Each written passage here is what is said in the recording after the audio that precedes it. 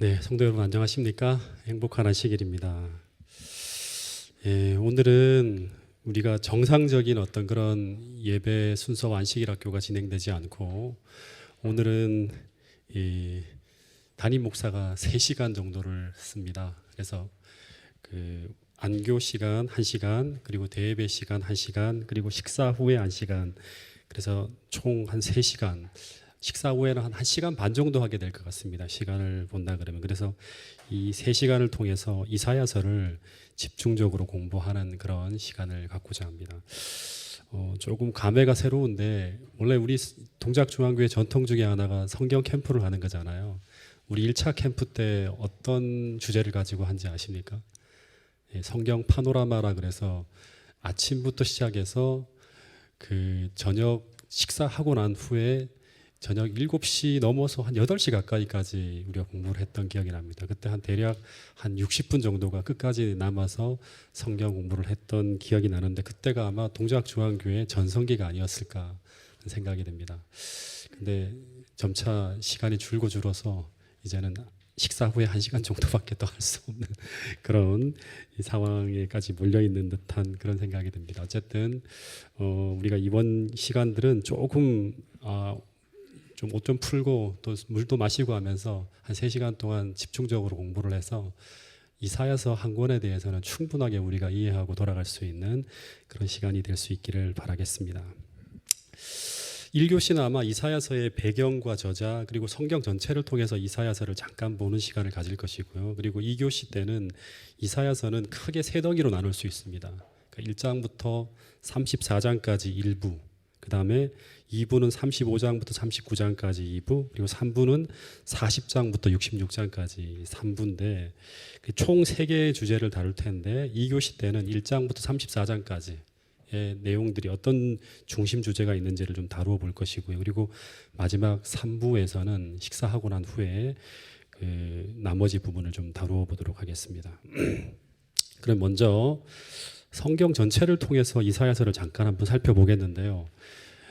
구약 성경 전체를 크게 분류하면 크게 네 가지로 분류할 수 있다 그럽니다. 그 중에 하나가 뭔가 하면 그 모세오경이라는 책과, 그 다음에 두 번째는 역사서, 그리고 세 번째는 이 시가서라 그래서 문학서예요. 지혜문학이라 그러죠, 그죠? 그냥 문학이 아니라. 그리고 네 번째는 선지서. 이렇게 4가지로 분류를 할 수 있어요. 구약 성경을 크게 4덩이로. 예. 그러면 먼저 모세오경은 뭐죠? 모세오경은 모세가 쓴 5가지 책이라 그러는 거예요. 오경이라 그럽니다. 그래서 창세기, 출애굽기, 레위기, 민수기, 신명기 5권의 책이 있고, 그 다음에 역사서는 구약 이스라엘의 역사를 다룬 책들인데, 그 역사서에는 어떤 게 있죠? 여호수아, 사사기, 룻기, 사무엘상하, 열왕기상하, 역대상하, 그리고 에스라, 느헤미야까지, 포로기 때까지 역사에서 총 1인 책들이 역사서라 그럽니다. 그리고 이제 시문학서, 지혜문학서라고 불리는 책들이 있는데, 그게 바로 이제 욥기, 시편, 잠언, 전도, 아가서. 그래서 주로 하나님을 개인적으로 경험한 간증과 금언, 교훈 이런 내용들이 들어있는 책들이 이제 이 시문학서, 지혜문학서라 그럽니다. 그 다음에 이제 나머지 책들이 이제 선지서라 그러는데, 이 선지서는 이제 선지서라 그러면 이제 좀 어떤 이제 느낌이 있는가 하면 주로 이제 죄를 견책하고 현재 삶에 대한 경고와 미래에 대한 예언을 기록한 책들이에요. 근데 이 선지서는 크게 대선지서와 소선지서로 이렇게 구분이 됩니다. 그래서 대선지서에는 어떤 책이 있죠?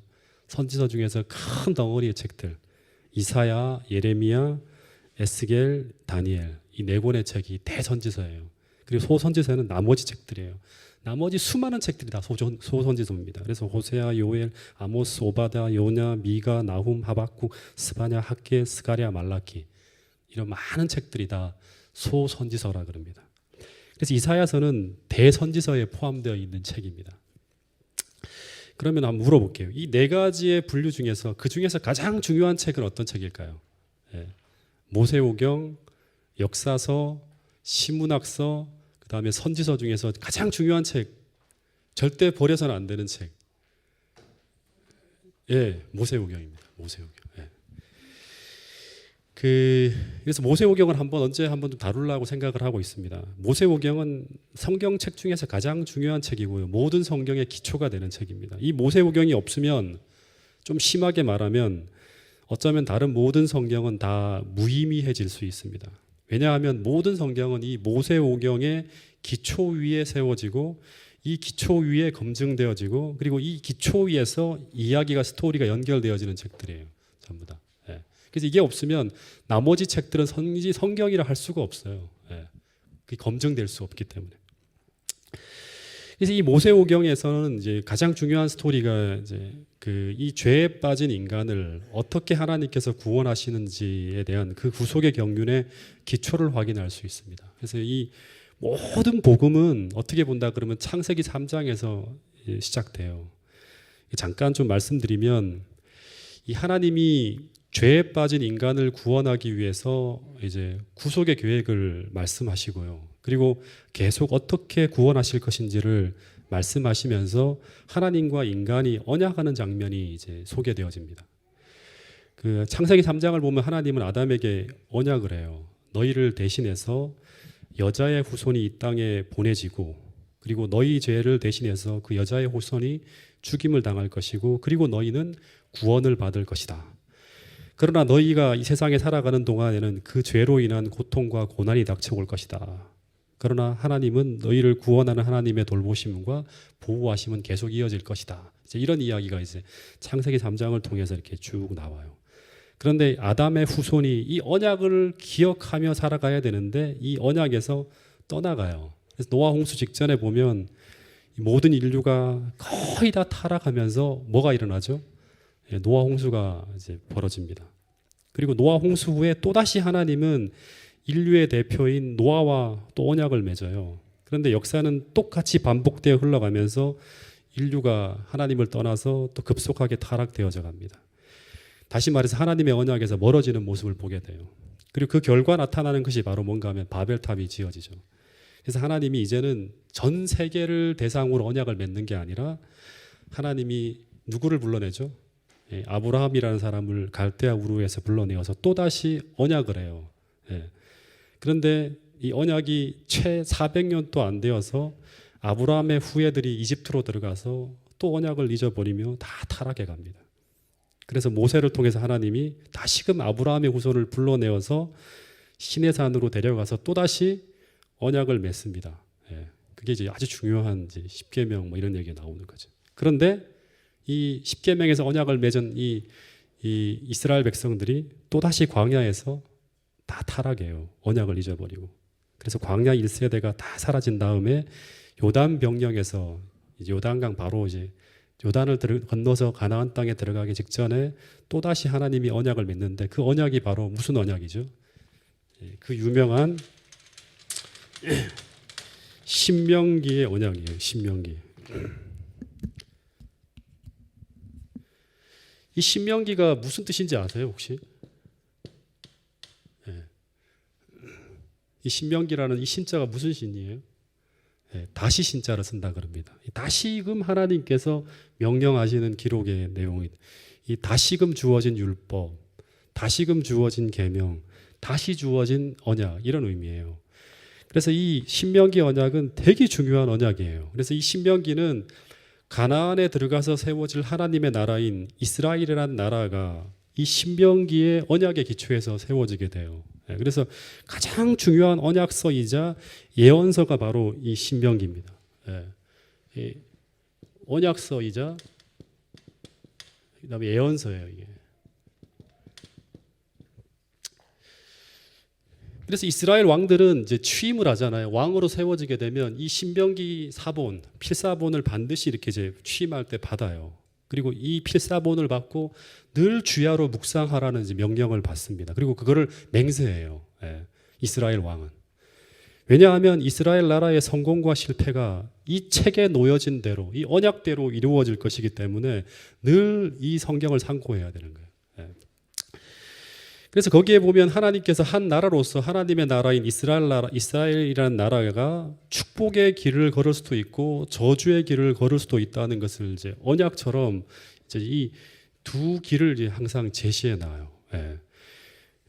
그래서 언약처럼 약속되어 있지만 실제로 이거는 언약이라기보다는 예언도 될 수 있다 그랬죠. 이대로 이루어지기 때문에 실제로. 그래서 신명기의 예언을 따라서 그 언약을 따라서 이스라엘의 역사가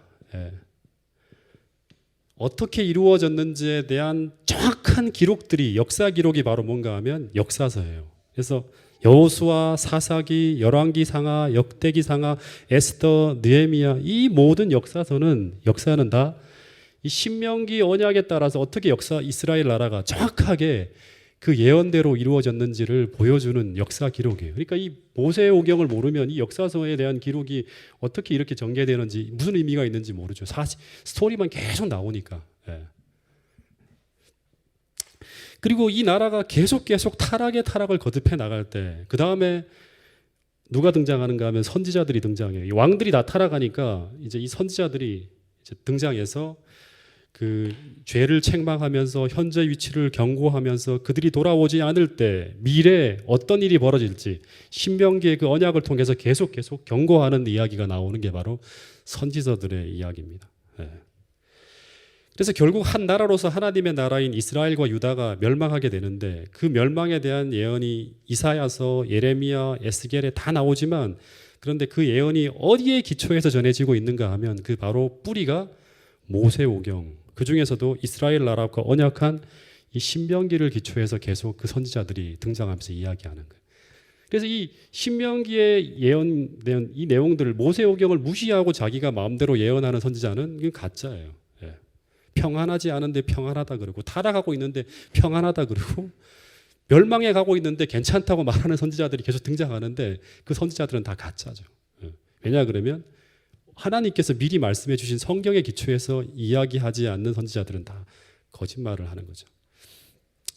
그래서 이 이사야서는 유다 나라가 역사에서 타락을 거듭해 가는 가운데서 그 유다가 멸망으로 흘러가기 시작하던 때 하나님께 돌아오라고 이제 호소하며 쓰여진 선지서가 바로 이사야서입니다. 그러면 이제 이 저자를 한번 좀 살펴보도록 하겠습니다. 이 저자가 누구죠? 이사야서의 저자가 누구죠? 예, 이거 모르면 안 됩니다. 제가 페이퍼를 하나 만들어 드리려고 좀 했는데 참 쉽지 않더라고요. 예, 그 아시겠지만 여기 옆에 보인 것처럼 이제 씨 뿌리기 10편에 걸쳐서 또 이게 뭔가를 만들어야 되는 숙제가 주어져 갖고 여러분들에게 페이퍼 하나를 좀 들려드리면서 좀 적으라고 해야 되는데 그러지 못해서 죄송합니다. 근데 이사야는 어떤 사람일까요? 이사야의 생애에 관한 기록은 이사야서 외에는 이제 거의 등장하지 않습니다. 이사야서 1장 1절을 한번 펴볼까요? 책을 한번 봐야 되니까 이사야서 1장 1절 한번 읽어보겠습니다. 제가 딱 50분까지만 하고 1교시를 마칠게요. 그리고 한 좀 텀을 한 20분 정도 쉬고 난 후에 그 다음에 이제 2교시를 들어가도록 하겠습니다. 이사야서 1장 1절 읽어보겠습니다. 시작.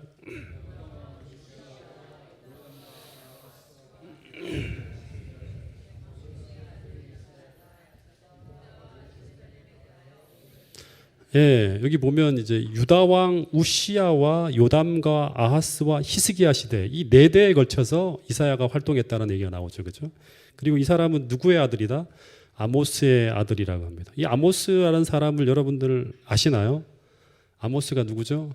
예, 이 아모스는 아모스의 저자와 같은 사람이라고 보통 생각하실 수 있는데 그렇지 않습니다. 이 동명이인입니다. 그래서 이 이사야의 아버지는 누구인지 정확히 알 수 있다 없다? 알 수 없다. 어디에도 나오지 않습니다. 근데 이사야가 어떤 사람인지에 대해서 좀 추측해 볼 수 있는 게 이사야서 36장부터 39장에 보면 이사야가 히스기야 왕 때 그 아스루가 막 침공에 들어오는 이야기가 나오는데 그때 이사야가 자주 왕궁을 출입하면서 왕과 제사장들과 아주 긴밀한 접촉을 하는 걸 볼 수 있습니다. 그래서 여러 주석에 보면 이사야는 이 귀족이나 왕족 출신으로 추측되어진다는 기록들이 되게 많아요. 근데 그런 걸 생각하면서 주석을 보고 난 다음에 제가 이제 선지자 왕을 쭉 읽어보니까 이사야는 왕족의 후손이라는 기록이 딱 나옵니다. 예. 그러니까 왕족이에요, 이 사람은. 예. 그러니까 우시아라든가 히스기야라든가 뭐 이런 사람들이 전부 다 형제지간이나 친척지간이에요. 예. 뭐 요담이나 아하스나 모든 사람들이. 그리고 성경이 아닌 이제 전승의 기록에 보면 이 유다 왕 이제 이 이사야는 유다 왕 우시아와 사촌지간이라고 합니다. 예. 근데 그것도 일리가 있는 얘기죠. 왕족이고 그 다음에 이제 이 사람이 격없이 왕들하고 더불어서 막 이야기를 나눌 정도니까. 예. 그리고 이제 이사야서 6장에 보면 이 우시아의 통치 만렵에 그 기록에 의하면 정확한 기록에 의하면 우시아 왕이 죽던 해예요. 이때가 언젠가 하면 기원전 739년인데 이때 이사야가 선지자로 이제 부름을 받습니다. 예. 근데 이 우시아라는 왕을 좀 이렇게 연구해 보면 이제 이 사람이 활동하던 시대를 알 수 있겠죠. 이 사람이 죽던 때 이제 이사야가 청년기였거든요. 청년의 때니까 한 20대쯤 되는 거예요. 근데 이 우시아가 이제 통치하던 이 시기는 그 제가 여러 책들을 보니까 유다 역사상 솔로몬 이후에 가장 번영한 그런 시기를 구가하던 때라 그럽니다. 예. 그러니까 뭐 모든 것들이 물질이 풍요롭고 유다 나라가 최고의 어떤 그런 강성해지는 그런 시기예요. 예, 그리고 이제 여러 기록에 보면 이 사람 때 이제 동시에 이제 북이스라엘에 누가 있는가 하면 여로보암 2세가 등장합니다. 여로보암 2세 혹시 이스라엘 역사를 좀 아시는 분들은 알겠지만 그 여로보암 2세가 북이스라엘 또 최고의 전성기입니다. 예, 전성기. 근데 이 시기에 이 모든 선지자들은 호세아나 이런 사람들을 보면 곧 멸망할 것이다 나라를 그런 얘기를 해요. 그리고 가장 번영하던 시대에 이사야가 등장해서 전하는 기별이 뭔가 하면 그 나라 망한다. 회개하지 않으면 망한다. 이런 기별이 전해지는 거예요. 근데 그 이 시기에 기록한 부조와 선지자 왕의 기록을 보면 이런 기록들이 있더라고요. 불법의 행위가 모든 계층으로 번지며 불법이 매우 성행하였고 그리고 당시 얼마나 이 나라가 타락했는가 하면 유다 나라는 하나님을 섬기는 나라죠. 근데 이 나라가 얼마나 빗나가고 있었는가 하면 이 부조와 선지자 왕에 의하면 당시의 우상 숭배는 사람들이 보기에 별로 놀랄 일이 아닐 정도로 보편화되어지고 있었다. 사람들이 볼 때 우상 숭배하는 옆집에 우상을 숭배하는 걸 보면서도 아니 어떻게 저럴 수가 있나 이렇게 하는 게 아니라 뭐 놀랄 일이 아니다 이렇게 교회 안에 아주 진짜 경악스러운 죄악들이 벌어지고 있는데 사람들이 보면서 에휴 시대가 그러니까 이런 식으로 지나가는 거예요. 옛날 같으면 절대 이러면 안 되는데 이런 게 아니라 아주 그걸 당연시 받아들일 정도로 하나님을 떠나가고 있었다고 합니다. 집집마다 우상이 세워지고 우상 숭배가 이루어지는 그런 것이 보편화되는 시기에 이제 이사야가 등장하고 그 시대 최고의 번영을 구가하고 있었다 그럽니다. 이상할 정도로. 그리고 동시에 이제 또 하나 좀 주목해 볼 게 뭔가 하면 이제 이사야서를 보면 반드시 빼놓지 않고 지켜봐야 될 나라가 있는데 한 나라가 그게 바로 아수르라는 제국이에요. 그 이 아시리아, 아수르 성경엔 아수르라 그러는데 이 아수르가 거대한 제국으로 변해가면서 국제 정세에 큰 바람이 몰려오고 있었습니다. 다시 말해서 나라는 점차 하나님을 떠나가고 있었고 그리고 국제 관계도 위험한 변화가 일기 시작했는데 그게 바로 북방에 아수르라는 제국이 탄생하고 있다고 하는 거예요. 이게 이제 초기 제국일 때 요 정도였는데 이제 이게 커지면서 이집트까지 다 삼켜버립니다. 근데 아수르가 유일하게 성경에 보면 삼키지 못한 나라가 북이스라엘까지 다 떨어졌어요. 북방 이스라엘과 남방 유다가 원래 이스라엘인데 이 북이스라엘의 모든 나라들은 다 떨어졌는데 유다만 딱 이제 남아 있는 그런 어떤 일들이 벌어졌죠. 그래서 이 이사야가 등장할 때인 기원전 739년은 아수르가 최고의 전성기를 이루기 시작하던 이 첫 번째 왕이 있는데 그 사람이 바로 누군가 하면 디글랏 빌레셀이라는 이 황제예요. 이 사람이 등장하던 시기였어요. 그리고 이 사람 때 이제 이 고대 근동에 있는 수많은 나라들이 다 복속되어집니다. 이 주변에 있는 뭐 수많은 나라들이 다 복속이 되어져요. 그리고 이 디글랏 빌레셀 다음이 이제 살마네셀 5세인데 이 사람 때 이제 이 북이스라엘이 열지파가 다 망합니다. 이 아수르가 사마리아가 3년간 포위를 당해서 막 어려움을 겪다가 결국 722년 기원전 722년에 망하게 돼요. 그리고 그 다음에 사르곤 2세 굉장히 무서운 군주예요. 그 다음에 사네립으로 이어지는데 이 사네립은 잘 아시죠? 성경에 등장하잖아요, 그죠? 예, 히스기야 왕 때 유다를 침공합니다. 그래서 이 이사야는 디글랏 빌레셀, 살만에셀, 사르곤 2세, 사네립 이 아수르의 네 왕들이 아수르에서 나온 가장 강력한 통치자였고 요 시기의 전성기인데 이 네 왕이 다스리는 시대에 이제 선지자로 활동하게 된다고 하는 거예요. 예. 다시 말해서 나라는 타락하고 있어요. 내리막을 길을 가고 있어요. 근데 사람들은 번영하니까 돈도 많고 뭐 여러 가지로 부유하니까 미래 걱정을 안 해요.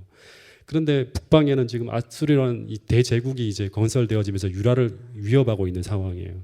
그래서 이런 때 하나님의 사람들은 고민하기 시작합니다. 마찬가지로 오늘 우리가 여러분들이 깨어서 하나님과 교통하는 사람들이라 그러면 주변에 벌어지는 죄악들과 여러 가지 현상들을 보면서 미래를 걱정하게 되겠죠. 그래서 이사야는 미래를 걱정하면서 이 나라의 장래를 고민하면서 막 고민하고 있었다고 합니다. 그런데 선지자 왕에 의하면 그렇게 고민하던 어느 날 이사야가 그 기록에 보면 성전 마당에 성전 주량, 이 주량이라면 성전 기둥이죠, 그죠? 기둥 아래에 딱 서 있었다고 합니다. 그러다가 갑자기 이상 속으로 싹 빨려 들어가요. 그래서 이사야서 6장에 보면 갑자기 이 성전 문이 탁 열리면서 그 지성소와 성소를 가로막는 휘장이 보통은 들려지면 안 돼요. 근데 갑자기 문지방이 덜컹덜컹 거리더니 위로 쫙 올라갑니다. 그럼 지성소 휘장이 쫙 들려지면서 성전 내부를 쫙 보게 돼요. 그러면서 아주 놀라운 장면을 보게 되는데 어떤 장면을 보는가 하면 그룹 천사들이 속죄소 위에서 하나님을 바라보면서 거룩하다 거룩하다는 찬송을 부르는, 제가 볼 때는 이걸 우리가 상상을 해야 돼요. 굉장히 장엄한 이 노래를 막 듣는 거예요. 찬송가를. 너무너무 천사들이 부르는 장엄한 소리가 막 들려오니까 가슴이 막 완전히 막 멎을 것 같은 그런 어떤 엄청난 감동을 받는 거죠. 그러면서 그 그룹 천사들이 이제 속죄소 위에서 하나님을 바라보면서 막 찬송을 부르고 그 속죄소 위에 좌정에 계신 하나님을 본다고 합니다. 근데 그 형체를 보지 못하겠죠. 영광으로 이게 뒤덮여 있으니까. 그러면서 그 이상을 보면서 하나님의 위대함을 보면서 이 이사야가 거의 죽음 직전의 상황을 경험하게 되면서 완전히 새로운 인생으로 거듭나게 돼요. 네.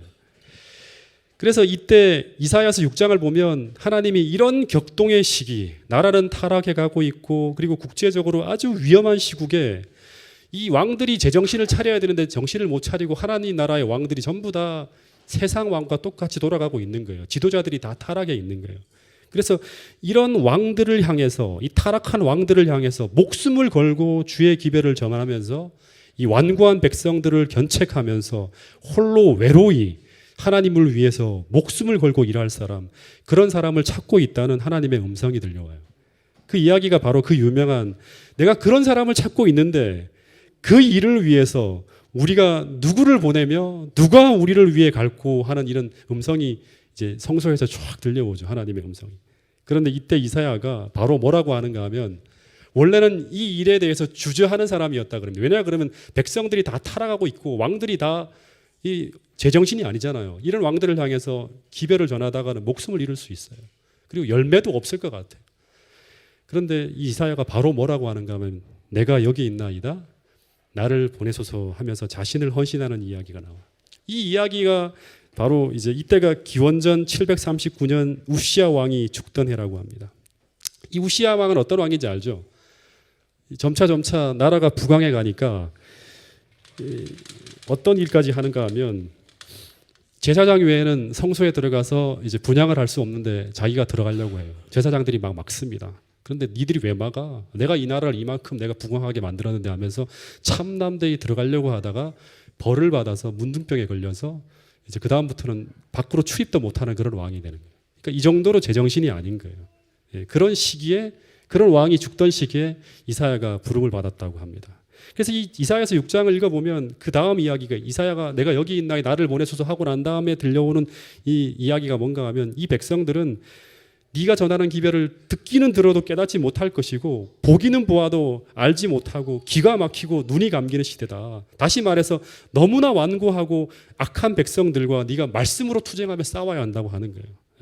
그런데 그 다음 이야기를 보면 거의 결실이 없을 것이고, 그래서 결국엔 나라는 멸망하고 마침내 이사야는 어떻게 되는 것까지 나오진 않지만 이렇게 예상할 수도 있죠. 네가 목숨을 잃고 이제 끝내는 이제 처형을 당하잖아, 이사야가. 그죠? 그런 일이 벌어질지도 모른다. 그런데 그런 사명을 부여받았을 때 이사야가 물러서지 않고 사명을 받을 수 있었던 것은, 이사야서 6장을 보면 이 문맥적으로 본다 그러면 그가 하나님의 영광스러운 계시를 보았기 때문에 그 심정의 변화가 일어났다고 합니다.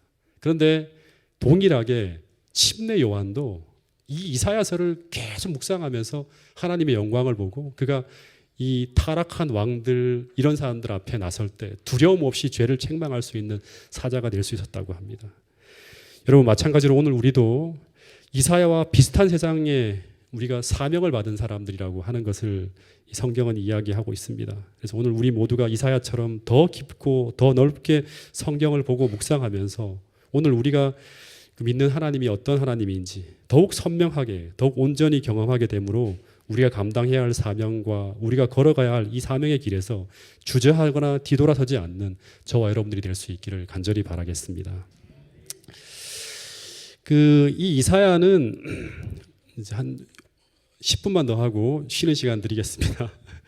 이사야는 네 왕에 걸쳐서 이제 사역을 감당했다 했죠. 우시야는 이제 죽던 애니까 이 사람 때는 거의 이제 이 선지자로 활동을 못 합니다. 그 다음 왕이 요담.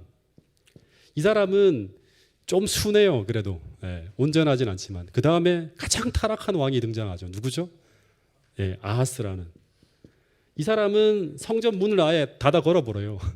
이제 하나님 믿지 말자 그리고 닫아 걸어버리고 그 다음에 우상 숭배를 장려하고, 그리고 심지어 이 사람은 자기 아들을 불 가운데 지나가게 만드는 그런 아주 굉장히 악한 왕이 아하스입니다. 그 다음에 아하스 다음에 반전이 일어나죠. 히스기야.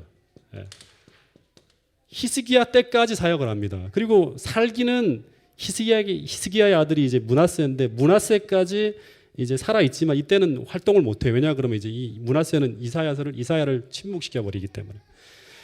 그래서 이 기간이 60년 정도 된다 그럽니다. 이사야가 이제 활동하던 시간이.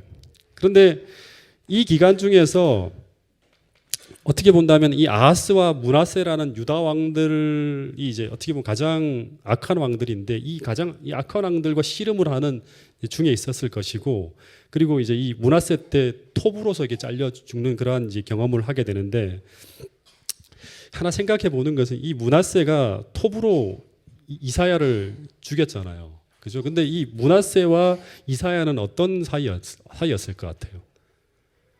이사야는 왕족이라 했잖아요. 그러면 이 사람과 일면식도 없는 사람이 아니라 친척이에요.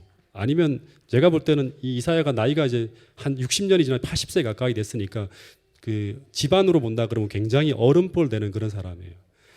그런데 하나님께 끝까지 충성하면서 이 므낫세로 하여금 그렇게 가면 안 된다고 견책하는 그 기별을 들을 때 참고 참다가 더 이상 참지 못하고 이제 이 므낫세를 이사야를 처형하는데 어떻게 처형하는가 하면 가장 잔인하게 톱으로 이제 공개 처형을 썰어 죽이는 거예요. 참수해 죽이는 거예요. 그러니까 이것은 이 므낫세가 톱으로 이사야를 켜서 죽였다고 하는 것은 그만큼 이사야에게 화가 났다는 것이고, 그것은 그만큼 이사야가 이 므낫세의 온갖 회유와 협박과 위협에도 굴하지 않고 이 불의에 항거하면서 므낫세의 잘못에 대해서 침묵하지 않고 탄핵하고 견책하고 책망하면서 불의에 타협하지 않고 말씀으로 끝까지 싸웠다고 하는 거예요. 여러분, 그래서 옛날에는 선지자가 된다는 것은 백성들에게 미움을 받는 길을 걷는다고 하는 거예요. 네. 그 사람들이 하나님께 옳은 방향으로 가게 되면 선지자가 등장할 필요가 없죠. 왕들이 다 끌고 가면 되니까. 네. 왕들이 옳은 왕이 등장하고 백성들이 순종하고 있었기 때문에 아무런 문제가 안 생겨요. 근데 선지자가 등장한다는 것은 왕이 바른 길을 가고 있지 않기 때문에 하나님이 불러 세우는 거예요. 그래서 이 선지자가 된다고 하는 것은 백성들에게 미움을 받는 길을 걷는 거예요. 그리고 목숨을 걸어야 하는 거예요. 왜냐하면 그 시대의 죄악을 하나님을 대신해서 경고하고 탄핵하는 일을 하는 게 바로 선지자들이 해야 될 일이었어요. 그래서 예레미야도 결국 선지자로 부름을 받은 이후에 백성들에게 미움을 받다가 결국 이집트에서 돌에 맞아 죽죠. 예. 마찬가지로 오늘도 이런 이제 죄악이 창궐하는 이 시대에 어떻게 보면 이런 외로운 길, 어려운 길을 사람들에게 제시하면서 하나님께서 누가 우리를 위해 가고 누가 우리를 위해서 이런 용감하고 진실한 기별자가 되어서 하나님을 대신해서 이 일을 할 수 있을까라고 묻고 있을지 모르겠습니다. 그럴 때 우리 모두도 이사야처럼 제가 여기 있나이다, 저를 보내소서 하면서 그 부름에 응답하실 수 있는 동작중앙교회 모든 성도들이 될 수 있기를 간절히 바라겠습니다. 5분 정도 더 남았습니다. 1교시 끝나기 직전 한 가지만 더 이야기하겠습니다. 할 이야기가 많은데 제가 딱 3시 전에는 끝낼 생각을 하고 있습니다. 점심 먹고 난 이후에 1시간 반 정도 더 시간이 있는데, 이 이사야가 이제 부름을 받은 이후에 왕궁에서 왕의 일을 도와서 이제 일을 했다고 하는데요. 선지자 왕에 보면 이런 글이 있습니다. 유다는 거듭 아수르 군대의 침략을 받을 것이었으며 예루살렘은 포위될 것이다.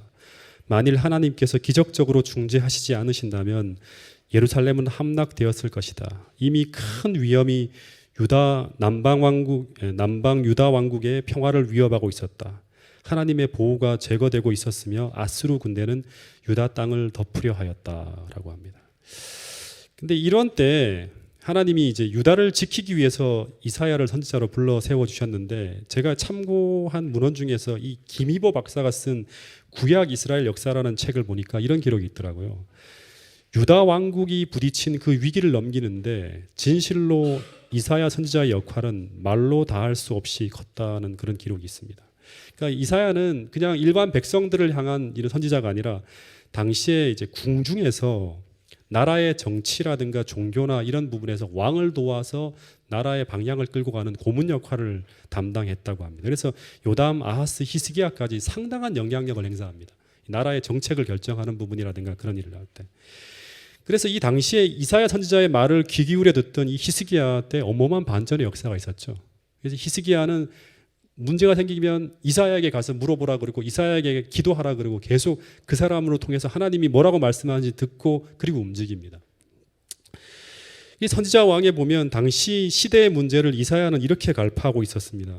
그 외부에서 오는 위험이 비록 압도적인 것처럼 보였지만 내부에서 오는 위험처럼 심각하지는 않았다. 다시 말해서 이사야는 나라의 가장 큰 문제는 아수르가 일어나고 바벨론이 몰려오는 외부적인 문제에 있는 것이 아니라 이 문제의 핵심은 그 나라가 하나님을 잃어버리고 이 죄악과 부패로 무너져가고 있는 이 내적인 문제가 가장 심각한 문제라고 하는 거예요. 그래서 이 히스기야 당시에 이제 히스기야는 이사야의 조언을 받아서 이 국력의 쇠퇴가 하나님으로부터 멀어지는 데 있다는 것을 깨닫고 성전 문을 열고 유월절을 지키고 말씀을 연구하고 그리고 그 말씀을 따라서 우상을 제거하는 일을 이제 착수합니다. 그리고 여기에서 아수르를 이기는 힘을 얻게 돼요. 이 성경의 스토리를 본다 그러면. 그래서 오늘 이사야는 오늘 우리에게도 동일하게 이런 말을 하고 있는지 몰라요. 이사야서를 쭉 읽어보면 어떤 큰 문제가 일어난다 하더라도 그 나라가 내부적으로 회개하면서 하나님과의 관계에서 바로 서면 외부의 어려움은 극복될 수 있다고 하는 것이 이사야서의 굉장히 중요한 기별 중에 하나예요. 왜냐하면 이사야서에 보면 계속 우리가 믿는 하나님이 어떤 하나님인가 하면 저 아수르가 믿는 저 신보다 훨씬 더 강한 만주의 주, 만왕의 왕, 천지를 창조하신 창조주 하나님이 우리의 구원자라고 너희 하나님을 보라고 하는 기별들이 계속 등장해요. 여러분, 그래서 이사야라는 이름의 뜻이 뭐라고 했죠? 우리 김경희 집사님이 아주 정확하게 얘기를 해주신 것 같아요. 이사야라는 이름의 뜻이 뭐예요? 예? 이사야라는 이름의 뜻이 뭔가 하면 여호와는 구원이시다는 뜻이에요. 여호와는 구원. 그래서 이사야서 전체를 타고 흐르는 큰 주제는 바로 여호와가 우리 구원이라는 메시지예요. 그래서 이 암흑의 시대의 암흑의 이 시대의 그런 이제 시대적 암흑은 하나님이 우리의 구원자라는 사실을 믿지 못하게 하는 아주 심각한 이 도전들이 계속 밀려올 때 사람들이 그 환경을 바라보면서 하나님을 놓치는 거예요. 하나님이 어떤 분인지에 대한 것들을 인식하지 못하는 거예요. 한 2분 정도만 더 얘기를 드릴게요. 이 아수르가 파죽지세로 유다를 짓밟으면서 막 쳐들어올 때 어디까지 함락되어지는가 하면 이 예루살렘 코앞까지 쳐들어옵니다. 주변에 있는 모든 강한 나라들, 당시에 자기들과 이렇게 이제 겨루었던 모든 나라들이 다 무너져요. 그리고 이집트까지 다 떨어지는 가운데 예루살렘 하나만 남아요. 예. 그럴 때 이제 이 랍사게라는 이 아수르의 이 장수가 심리전을 담당하는데 이 사람이 나타나서 뭐라고 하는가 하면 너희가 믿는 여호와 하나님이 절대로 너희를 구하지 못할 것이라고 말하면서 너희가 믿는 하나님이 어디 있는가? 하나님을 막 조롱해요. 히스기야가 그런 말을 한다 하더라도 너희들 믿지 마라. 아수르에 굴복하면 내가 떡과 포도주와 물들을 줄 것이다라고 계속 이야기를 합니다. 그런데 이때 이 절체절명의 위기의 순간에도 이사야는 뭐라고 말하는가 하면 우리 하나님은 우리의 하나님이시고 우리의 구원자가 될 수 있다고 얘기를 합니다. 그리고 그 하나님을 신뢰할 때 우리에게 어떤 일이 벌어질 수 있는지를 이사야서는 정확하게 기록하고 있어요. 그래서 삶의 외적인 문제가 아무리 심각하고 아무리 크다 할지라도 아무리 아수르가 강력하고 아무리 바벨론이 거대하고 심지어 예루살렘 코앞까지 사내립이 쳐들어와서 너희가 믿는 너희 하나님이 절대로 너희를 구하지 못할 것이라고 말하며 우리의 신뢰를 모두 다 무너뜨린다 하더라도 오늘 우리가 하나님을 절대적으로 신뢰하며 하나님과의 관계를 바로 하며 살아가고 있다면 대적의 세력이 아무리 크고 아무리 거대하다 하더라도 두려워할 이유가 없다고 하는 것이 이사야서의 중요한 메시지입니다. 왜냐하면 창조주 하나님이신 여호와께서 우리의 구원자가 되시기 때문이라고 합니다. 여러분, 그래서 아수르의 20만 대군이 예루살렘을 포위할 때도 히스기야가 죽을 병에 들었을 때도 여호와께서 그 나라와 함께할 때 그리고 여호와께서 히스기야와 함께할 때 그 모든 문제 속에서 하나님이 개입하실 때 하나님의 구원이 놀랍게 이루어진다는 것을 이 역사적인 기록을 통해서 이사야는 우리에게 보여주고 있습니다. 그래서 이사야 40장에 우리 하나님을 보라고 세상의 형편을 보지 말고 우리 하나님을 보라고 그리고 누가 이 모든 세상을 창조하였는지 보라고 나 외에 이 일을 행할 사람이 없다고 나 외에 다른 이가 없다고 하는 거예요. 그래서 여호와를 앙망하는 자는 구원을 얻으리라고 하는 것이 바로 이사야 전체를 타고 오르는 하나의 메시지가 되는 것입니다. 예, 하나 더 30초만 더 하겠습니다. 이사야 선지자와 같은 시대에 함께 활동했던 남방 유다의 선지자가 누구일까요? 요 퀴즈만 드리고 마치겠습니다. 누구일까요? 예? 누구일까요? 예? 예레미야는 그 후의 사람이고 이사야가 죽고 난 다음에 등장하고 동시대에 같이 일했던 선지자. 우리 이 성경 파노라마 시간에 다 공부를 했는데 누구죠? 예. 바로 미가입니다. 미가. 예. 그래서 미가서를 같이 읽어보세요. 그리고 선지자 왕에 보면 이사야 이야기도 나오고 미가 이야기도 같이 나오면서 쭉 그 시대 왕들의 이야기가 쭉 흘러갑니다.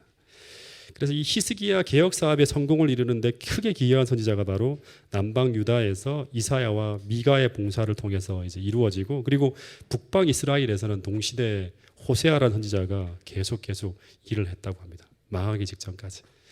자, 여기까지 공부하고 한 20분 정도 쉬고 경배와 찬양이 있고 난 후에 이제 2교시 대예배 순서를 진행하도록 하겠습니다.